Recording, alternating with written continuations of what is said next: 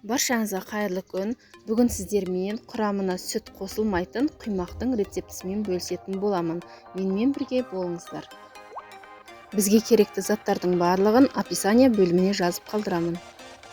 Біз ең алдымен 2 жұмыртқамызды жарып, үстіне қантымызды қосып араластырып аламыз. Содан кейін жылы суымыз бен сұйық майымызды қосамыз.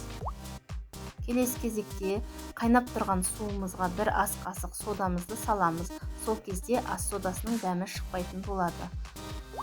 Ыстық суымызды қамырымыздың үстіне құйып араластырамыз. Ұнды әр бөлікке бөле отырып, аз-аздан араластырып шығамыз. Міне біздің қамырымыз дайын, осындай сұйық масса болып шығады.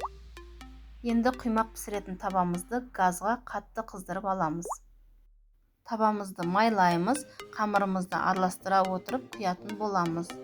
Егер сіз менің каналыма тіркелмеген болсаңыз, тіркеліп қойыңыз, жандағы қоңырауша белгішесін басып қойыңыз. Видео ұнап жатса, лайк басып, пікір қалдыруды ұмытпаңыз. Міне сіздерге құймақты жақыннан көрсетейін. Осындай тесік-тесік әдемі болып шығады. Сіздерге де осы рецептпен жасауға кеңес етемін.